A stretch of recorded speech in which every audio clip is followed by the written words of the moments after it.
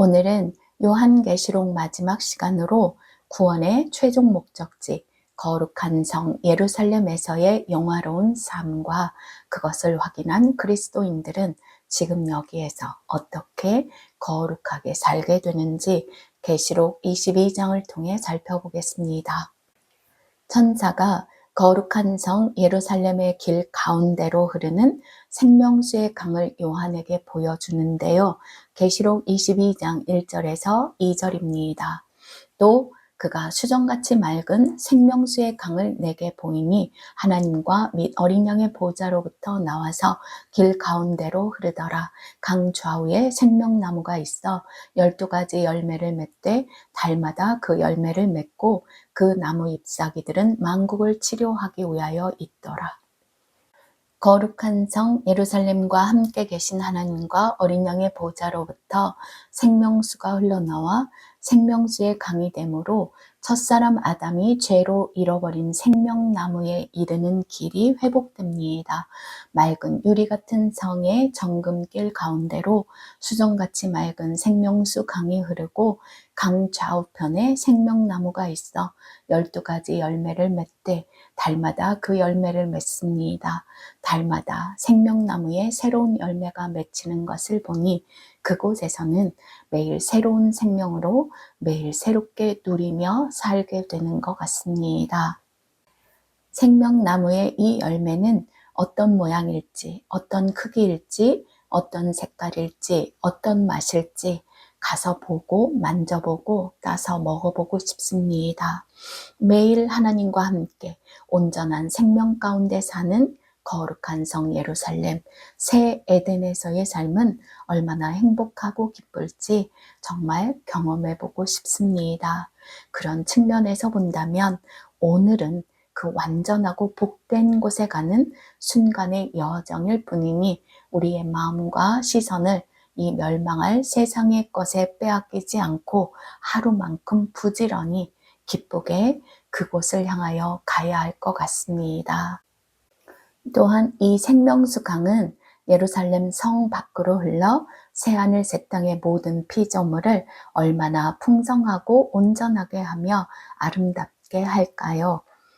첫사랑의 믿음을 자꾸만 잃어가는 에베소 교회에게 이 세상의 무엇이 하나님의 낙원에 있는 생명나무의 열매와 바꿀 수 있겠냐고 말씀하신 예수님의 심정을 한번 헤아려 보게 됩니다. 계시록 2장 7절입니다. 귀 있는 자는 성령이 교회들에게 하시는 말씀을 들을지어다. 이기는 그에게는 내가 하나님의 낙원에 있는 생명나무의 열매를 주어 먹게 하리라. 감사하게도 예수께서는 우리가 이 낙원에 있는 생명나무의 길에 이르도록 우리에게 다음의 약속을 이루어 주셨습니다. 요한복음 7장 38절입니다. 나를 믿는 자는 성경의 이름과 같이 그 배에서 생수의 강이 흘러나오리라 하시니 이는 그를 믿는 자들이 받을 성령을 가리켜 말씀하신 것이라. 생수의 강으로 우리에게 오신 성령께서 그리고 예수를 믿음으로 그 안에서 생수의 강이 흘러나오는 어린 양의 신부가 다음 말씀으로 우리를 초청합니다. 계시록 22장 17절입니다. 성령과 신부가 말씀하시기를 오라 하시는도다. 듣는 자도 오라 할 것이요 목마른 자도 올 것이요 또 원하는 자는 값없이 생명수를 받으라. 여러분을 너무 사랑해서 여러분의 임마누엘 하나님이 되신 진리의 성령께서 자기에게 와서 값없이 생명수, 생명의 말씀을 받으라 하십니다. 하나님의 생명의 말씀을 읽고 듣고 지켜 생명을 얻되 풍성히 얻고 열매 맺기를 더 갈망하십시오. 이 땅에서 성령으로 충만한 삶을 사신 예수 그리스도의 접붙임 바 된 의의 나무들인 저와 여러분도 성령의 충만함을 받아 예수처럼 의의 열매를 풍성히 맺어야만 그때 하나님의 낙원에서도 생명나무의 열매를 먹을 수가 있습니다. 바울 사도는 예수 그리스도를 믿음으로 성령을 받은 모든 믿는 자에게 의의 열매는 반드시 맺어진다고 말하는데요. 갈라디아서 5장 22절에서 23절 읽겠습니다. 오직 성령의 열매는 사랑과 희락과 화평과 오래 참음과 자비와 양선과 충성과 온유와 절제니 이 같은 것을 금지할 법이 없느니라. 다윗은 놀랍게도 새하늘 새 땅의 생명수강과 생명나무와 그 열매를 본 것처럼 자기의 복을 이렇게 고백하는데요. 시편 1편 1절에서 3절입니다. 복 있는 사람은 악인들의 꾀를 따르지 아니하며 죄인들의 길에 서지 아니하며 오만한 자들의 자리에 앉지 아니하고 오직 여호와의 율법을 즐거워하여 그의 율법을 주야로 묵상하는도다. 그는 시냇가에 심은 나무가 철을 따라 열매를 맺으며 그 잎사귀가 마르지 아니함 같으니 그가 하는 모든 일이 다 형통하리로다. 여러분의 목마름이 여러분을 위해 피조물을 만드시고 다스리라 하신 하나님께 있는지 아니면 하나님이 만드신 그 피조물에 있는지 꼭 점검하여 조금이라도 미심쩍다면 여러분의 생명이신 예수께 나아가 치료를 받고 생명을 풍성히 얻으시길 축복합니다. 지금도 그때도 하나님만이 우리의 치료자이십니다. 거룩한 성 새 예루살렘을 미리 보고 있는 요한 사도도 생명나무의 잎사귀가 만국을 치료하는 약재료가 된다고 하잖아요. 에스겔 선지자도 에스겔서 47장 12절에서 이에 대해서 언급합니다. 읽겠습니다. 강 좌우가에는 각종 먹을 실과 나무가 자라서 그 잎이 시들지 아니하며 실과가 끊치지 아니하고 달마다 새 실과를 맺으리니 그 물이 성소로 말미암아 나옴이라. 그 실과는 먹을 만하고 그 잎사귀는 약재료가 되리라. 그래서 거기 예루살렘 성에는 아픈 것이 다시 없습니다. 계시록 21장 4절 읽겠습니다. 아픈 것이 다시 있지 아니하리니 처음 것들이 다 지나갔음이러라. 거룩한 성 예루살렘에는 저주가 없고 의와 평강의 왕이신 하나님께서 항상 함께 계시기 때문에 죄도 아픈 것도 불순종도 없습니다. 계시록 22장 3절 말씀 보겠습니다. 다시 저주가 없으며 하나님과 그 어린 양의 보좌가 그 가운데에 있으리니 그의 종들이 그를 섬기며. 거룩한 성 예루살렘의 신부들은 이 땅에서 자기를 목숨처럼 사랑하시는 임마누엘 하나님을 너무 사랑해서 온전히 충성한 자들이기 때문에 거룩한 성 예루살렘에서도 여전히 하나님만 온전히 섬기는 제사장의 삶을 살게 됩니다. 저와 여러분도 매일 여기서 항상 사랑하는 자에게 기쁘게 복종함으로 욥처럼 하나님이 인정하시는 자가 되길 원합니다. 욥기 2장 3절 보겠습니다. 여호와께서 사탄에게 이르시되 내가 내 종 욥을 주의하여 보았느냐. 그와 같이 온전하고 정직하여 하나님을 경외하며 악에서 떠난 자가 세상에 없느니라. 내가 나를 충동하여 까닭 없이 그를 치게 하였어도 그가 여전히 자기의 온전함을 굳게 지켰느니라. 공의로 곧 심판하러 오실 예수께서도 우리에게 여전히 그대로 의로운 행실과 거룩함을 지키라고 명령하시는데요. 계시록 22장 11절에서 12절입니다. 불의를 행하는 자는 그대로 불의를 행하고 더러운 자는 그대로 더럽고 의로운 자는 그대로 의를 행하고 거룩한 자는 그대로 거룩하게 하라. 보라, 내가 속히 오리니 내가 줄 상이 내게 있어 각 사람에게 그가 행한 대로 갚아주리라. 지금 여전히 새 생명 안에서 행하고 있지 않다면 돌이키십시오. 그래서 지금 이후부터 여전히 거룩하게 살아가십시오. 이 거룩한 자들은 여기서 매일 하나님의 얼굴을 보고 그와 같은 형상을 이루는 영광을 누리고 그때 거기서도 하나님의 이름 곧 그의 형상을 다 이루었기 때문에 하나님의 얼굴을 대면하여 보는 영광을 누립니다. 계시록 22장 4절 읽겠습니다. 그의 얼굴을 볼 터이요 그의 이름도 그들의 이마에 있으리라. 이 말씀을 나누는 여러분도 요한계시록 3장 12절 약속의 주인공이 다 되십시오. 이기는 자는 내 하나님 성전의 기둥이 되게 하리니 그가 결코 다시 나가지 아니하리라. 내가 하나님의 이름과 하나님의 성 곧 하늘에서 내 하나님께로부터 내려오는 새 예루살렘의 이름과 나의 새 이름을 그 위에 기록하리라. 사모하는 주님의 얼굴을 매일 보고 그와 같이 변화해가는 영광을 무엇과 바꿀까요? 바울도 이 영광을 보았기 때문에 충성된 증인의 삶을 살아갈 수 있었겠죠. 고린도후서 3장 18절입니다. 우리가 다 수건을 벗은 얼굴로 거울을 보는 것 같이 주의 영광을 보매 그와 같은 형상으로 변화하여 영광에서 영광에 이르니 곧 주의 영으로 말미암음이니라. 성령께서 주시는 이 예언의 말씀을 듣는 저와 여러분도 주의 영광을 보고 주와 같은 형상으로 변화하여 주의 영광에 다 이르시기까지 이 참된 말씀을 읽고 듣고 지켜 사시길 축복합니다. 계시록 22장 6절에서 7절 말씀 보겠습니다. 또 그가 내게 말하기를 이 말은 신실하고 참된지라 주 곧 선지자들의 영의 하나님이 그의 종들에게 반드시 속히 되어질 일을 보이시려고 그의 천사를 보내셨도다. 보라, 내가 속히 오리니 이 두루마리의 예언의 말씀을 지키는 자는 복이 있으리라 하더라.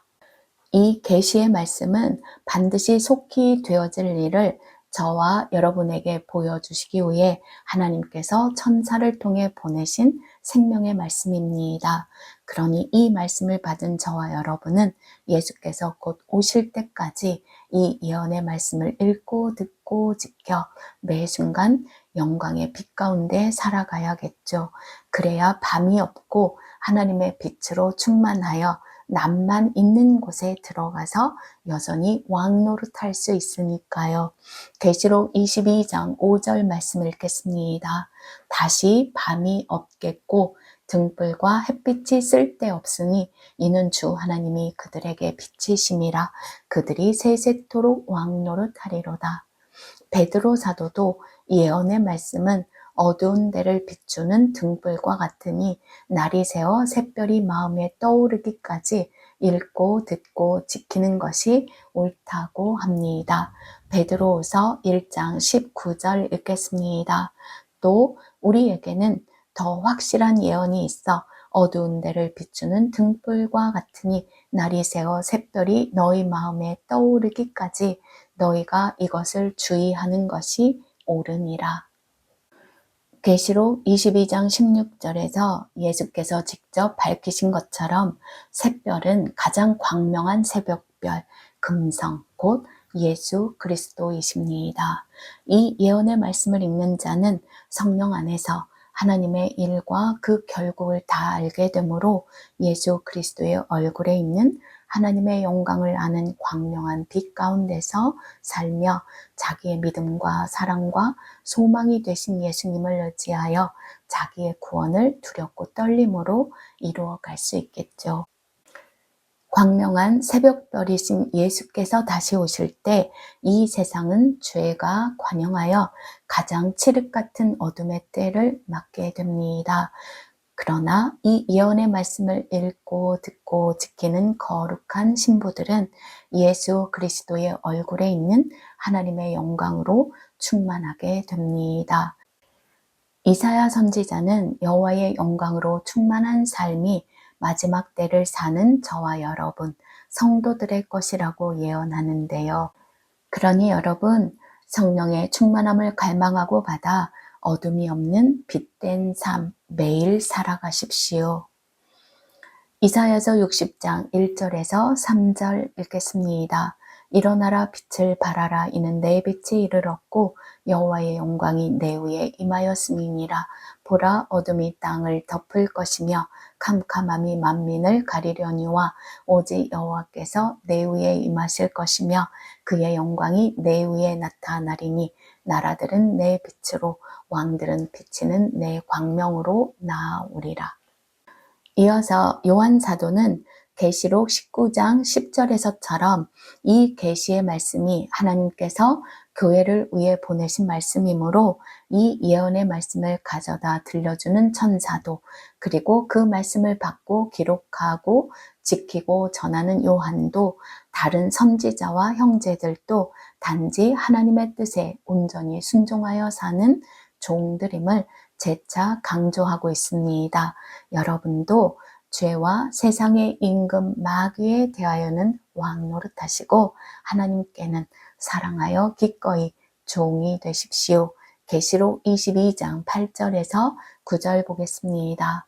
이것들을 보고 들은 자는 나 요한이니 내가 듣고 볼 때 이 일을 내게 보이던 천사의 발 앞에 경배하려고 엎드렸더니 그가 내게 말하기를 나는 너와 내 형제 선지자들과 또 이 두루마리의 말을 지키는 자들과 함께 된 종이니 그리하지 말고 하나님께 경배하라 하더라.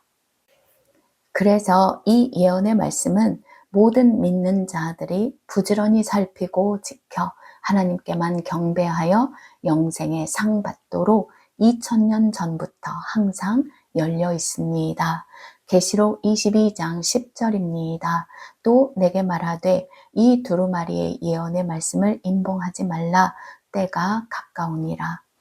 그런데 왜 이 시대 많은 교회는 이 열린 말씀을 읽고 듣고 지키지 않고 자꾸 닫으려 할까요? 여러분은 이 계시의 말씀을 자꾸 열어 읽고 듣고 지켜 복을 받으십시오. 이어서 요한은 자기가 들은 예수님의 말씀을 그대로 기록하여 전합니다. 먼저 계시록 22장 11절에서 13절입니다. 불의를 행하는 자는 그대로 불의를 행하고 더러운 자는 그대로 더럽고 의로운 자는 그대로 의를 행하고 거룩한 자는 그대로 거룩하게 하라. 보라, 내가 속히 오리니 내가 줄 상이 내게 있어 각 사람에게 그가 행한 대로 갚아주리라. 나는 알파와 오메가요 처음과 마지막이요 시작과 마침이라. 지금 교회는 주께서 보내신 이 예언의 말씀을 꼭 주의하여 듣고 성령을 의지하여 불의와 더러운 일로부터 돌아서서 반드시 의를 행하고 거룩한 열매를 맺어야 합니다.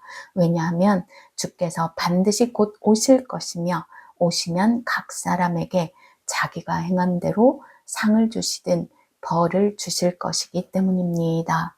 알파와 오메가요 처음이며 마지막이며 시작과 마침이신 영원하신 하나님께서 우리가 어떤 사람이 되어야 할지 정하셨으니 우리는 그 정하신 대로 성령 안에서 온전하게 살아야 영생을 얻습니다. 둘째로는 계시록 22장 14절입니다.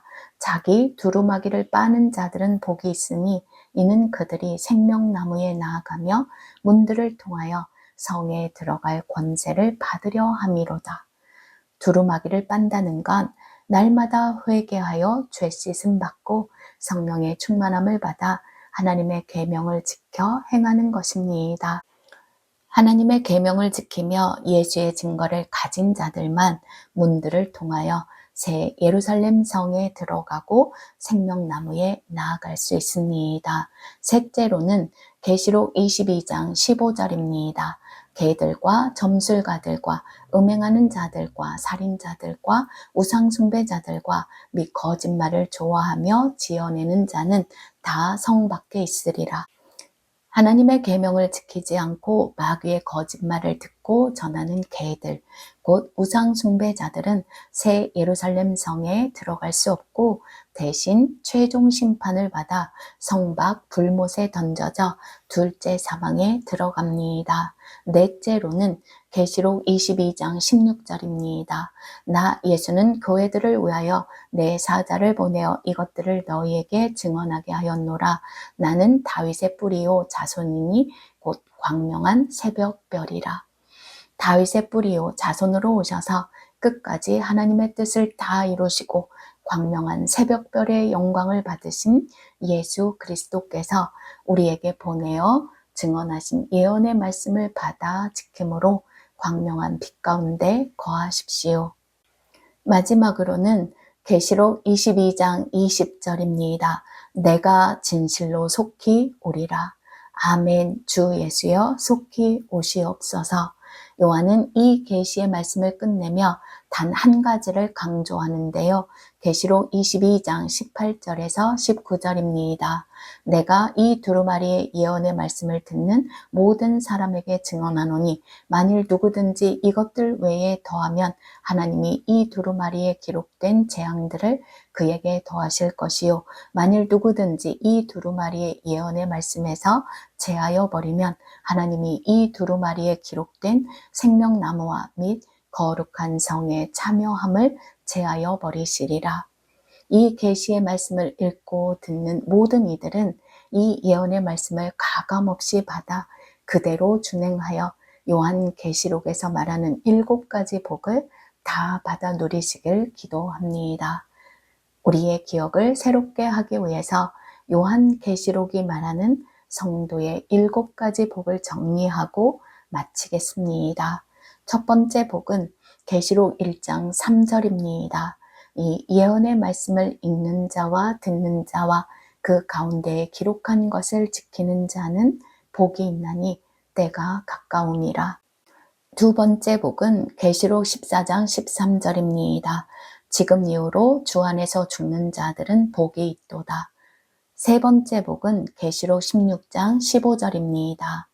누구든지 깨어 자기 옷을 지켜 벌거벗고 다니지 아니하며 자기의 부끄러움을 보이지 아니하는 자는 복이 있도다. 네 번째 복은 계시록 19장 9절입니다. 어린 양의 혼인잔치의 청함을 받은 자들은 복이 있도다. 다섯 번째 복은 계시록 20장 6절입니다. 이 첫째 부활에 참여하는 자들은 복이 있고 거룩하도다. 둘째 사망이 그들을 다스리는 권세가 없고 도리어 그들이 하나님과 그리스도의 제사장이 되어 1000년 동안 그리스도와 더불어 왕 노릇하리라. 여섯 번째 복은 계시록 22장 7절입니다. 이 두루마리의 예언의 말씀을 지키는 자는 복이 있으리라. 마지막 일곱 번째 복은 계시록 22장 14절입니다. 자기 두루마기를 빠는 자들은 복이 있으니 이는 그들이 생명나무에 나아가며 문들을 통하여 성에 들어갈 권세를 받으려 함이로다. 그동안 요한계시록의 말씀을 저와 함께 나누어 주신 여러분께 진심으로 감사드립니다. 꼭 이 예언의 말씀을 읽고 듣고 지켜 복을 받으십시오. 때가 가깝습니다. 귀 있는 자는 성령이 교회들에게 하시는 말씀을 들을지어다. 아멘.